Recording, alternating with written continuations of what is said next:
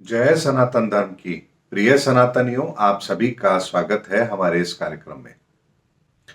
सनातनियों, आप लोगों ने 7 चिरंजीवियों के बारे में जरूर सुना होगा कि चिरंजीवी उन्हें कहा जाता है जिन्हें ईश्वर की कृपा से इस संसार में सदा सदा के लिए रहने की इजाजत मिलती है, आज्ञा मिलती है और वो हर युग के अंदर इस धरती पर फिर हमेशा के लिए रहते हैं।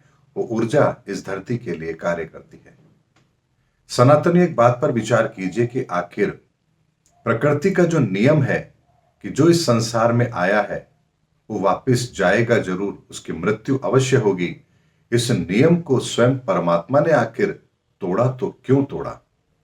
आखिर वो क्या कारण है कि इस चिरंजीवियों को इस संसार के अंदर वो वरदान दिए गए कि वो आदि काल तक इस धरती पर मौजूद रहे? सनातनियों, इस रहस्य को जरा समझिए और एक बात को भी समझिए कि चिरंजीवी साथ ही क्यों है। सनातनियों, मैंने आप लोगों को बहुत पहले भी बताया है, इस ब्रह्मांड के अंदर 9 आयाम है और 7 ऊर्जाएं हैं। इन 9 आयामों में व्याप्त ये 7 ऊर्जाएं इस ब्रह्मांड के प्रत्येक रचना के अंदर अपना महत्वपूर्ण रोल प्ले करती है। ऐसे में ये जो 7 ऊर्जाएं हैं, इनका रूप स्वरूप अलग है, लेकिन एक एक ऊर्जा दूसरी ऊर्जा से कनेक्ट होती है। और जब ये सारी ऊर्जाएं एक दूसरे से कनेक्ट होकर के कार्य करती हैं तो एक नव सृजन का निर्माण होता है, यानी कि नई चीज का निर्माण होता है। और इस ब्रह्मांड के अंदर नव निर्माण की यही प्रक्रिया है। ऐसे में इस संसार के अंदर किसी भी ऊर्जा का एक मूल सोर्स तो होना अत्यंत आवश्यक है।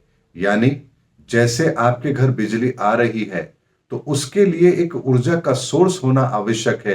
यानी जहां से बिजली पैदा हो रही है वहां से वो एक जगह ऐसी होगी जहां से वो कंट्रोल होगी, जिसे आप ट्रांसफार्मर कह सकते हैं या ग्रिड कह सकते हैं।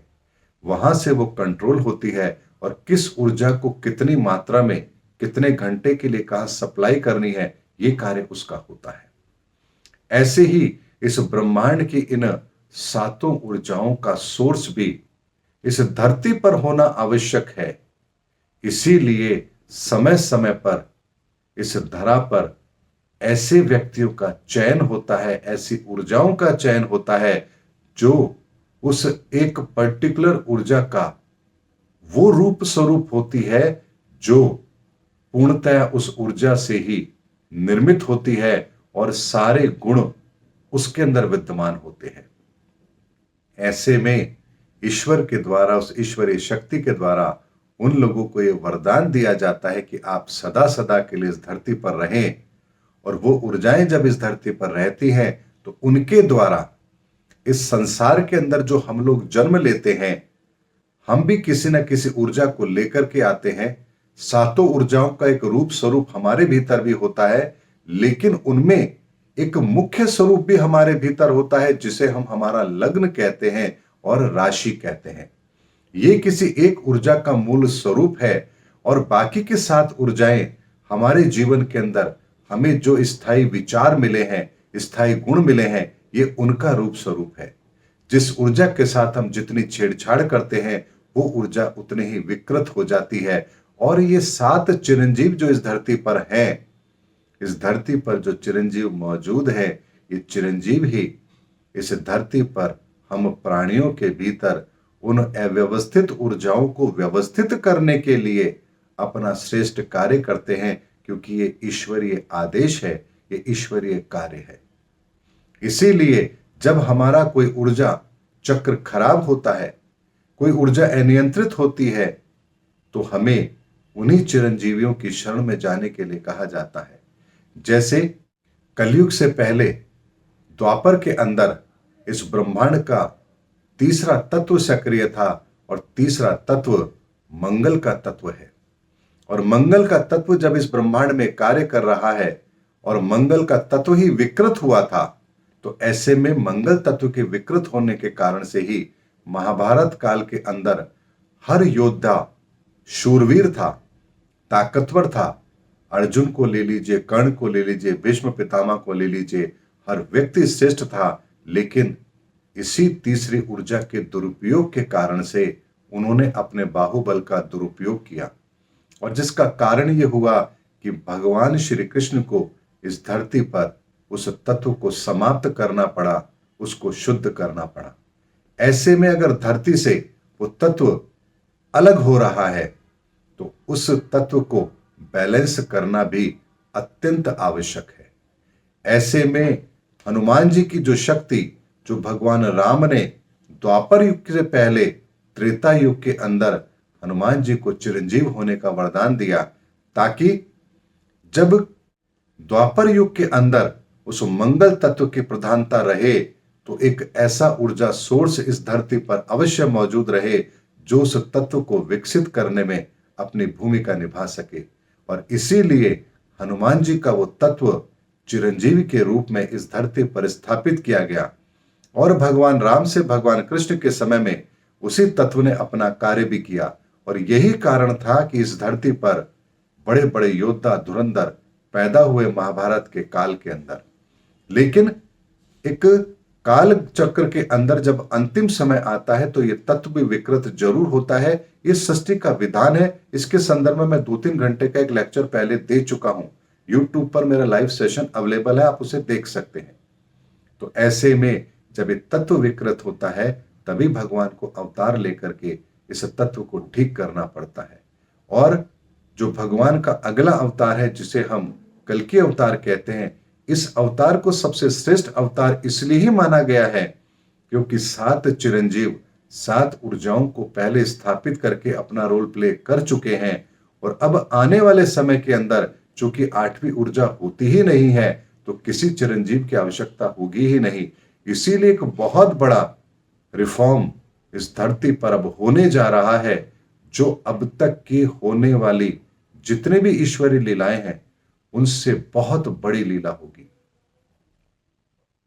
सनातनियों ध्यान रखिए, हर अवतार का क्षेत्र सीमित था, एक क्षेत्र विशेष तक था। लेकिन जो अब अवतार होंगे और अब जो ये निर्माण की प्रक्रिया है, जो नवसृजन की प्रक्रिया है, ये पूरे धरती पर होगी। इसीलिए इसकी तुलना आप पिछली किसी भी अवतार के साथ कर ही नहीं सकते। ये जो अगला अवतार होने जा रहा है, ये युग परिवर्तन का जो समय है, ये इतना विलक्षण है, इतना विचित्र है, जो इस संसार के हर व्यक्ति को इस परिवर्तन के दौर से गुजारेगा जरूर, चाहे आप हंसकर शामिल हो या रोकर शामिल हो। परिवर्तन के इस दौर से तो आपको गुजरना ही पड़ेगा। तो बेहतर है हम हंसते हुए, ईश्वर की शरणागति होते हुए इस परिवर्तन को स्वीकार करें, क्योंकि 7 चिरंजीवियों का कार्य अब पूर्ण होने वाला है और अगले अवतार ने अपनी भूमिका बहुत बेहतर तरीके से निभानी है। और अगले अवतार की जो भूमिका होगी, यकीन मानिए वो कोई चमत्कार करने नहीं आएंगे, बल्कि हमें मानवता का वो पाठ पढ़ाने आएंगे। हम इंसानों को वो श्रेष्ठ इंसान बनाने आएंगे। हम इंसानों के भीतर उन ईश्वरीय गुणों को विकसित करने आएंगे जो इस संसार में पहले कभी हुआ ही नहीं है। इसीलिए इतने बड़े अवसर को यदि आप अपने हाथ से खोना चाहते हैं तो ये आपकी इच्छा है। जो समझदार होंगे, जो सनातनी होंगे, जो धर्म के रास्ते पर चलने वाले लोग होंगे, वो इतने बड़े अवसर को तो नहीं खो सकते। इसीलिए अपना तन मन धन जो कुछ भी ईश्वर ने दिया है सब कुछ लगा दीजिए। ये मौका अब दोबारा नहीं मिलेगा। इसीलिए इन 7 चिरंजीवियों का संपर्क इस धरती पर अलग अलग जगह पर अलग अलग लोगों से हो भी रहा है। नव सृजन के अंदर, नव निर्माण के अंदर, नव मानव के निर्माण के लिए उन प्रक्रियाओं को और तेज कर दिया गया है।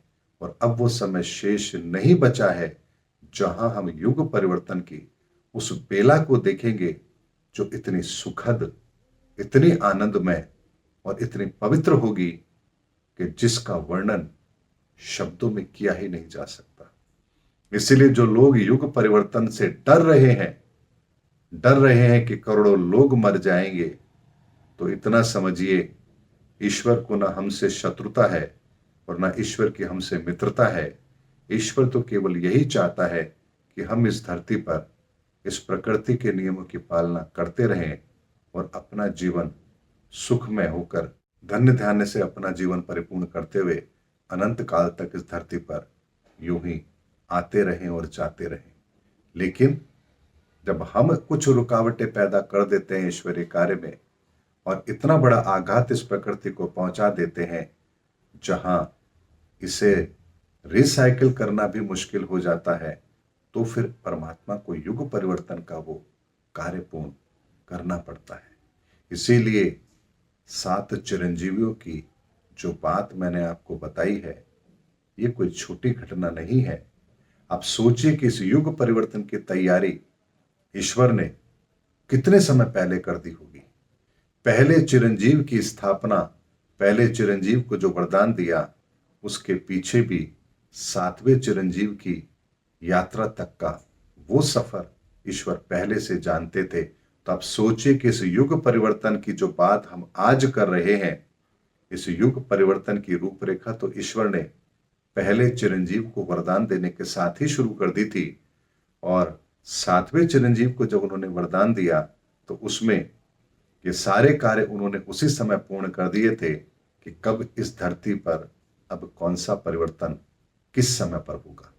इसीलिए इस धरती के निर्माण के क्रम को, इस धरती के परिवर्तन के क्रम को हम अपनी तुच्छ बुद्धि से समझ ही नहीं सकते।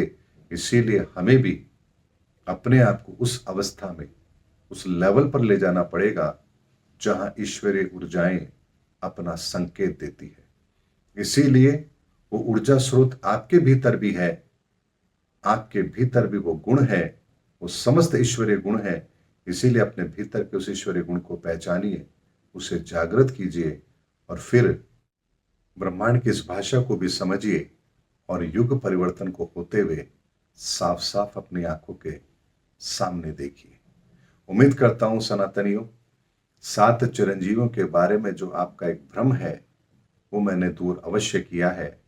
प्रकृति का नियम तो यही है, जो आया है वो जाएगा, लेकिन इस प्रकृति के नियम के अंदर ही एक नियम और होता है कि इस संसार से कभी ऊर्जाओं को समाप्त नहीं किया जा सकता। इसीलिए हर युग के अंदर अलग अलग समय पर एक एक चिरंजीव को ये वरदान देकर इस धरती पर सदा सदा के लिए उन ऊर्जाओं को स्थापित करने का कार्य बहुत पहले ही किया जा चुका है और वर्तमान में उन समस्त चिरंजीवियों के द्वारा नव निर्माण के अंदर अपनी बहुत बड़ी भूमिका निभाई भी जा रही है। उम्मीद करता हूं सनातनियों, मेरा वीडियो आपको जरूर अच्छा लगा होगा। अगले वीडियो में आपसे फिर भेंट होगी, तब तक हमारे चैनल पर बने रहिए। जय हिंद, जय भारत, जय सनातन धर्म।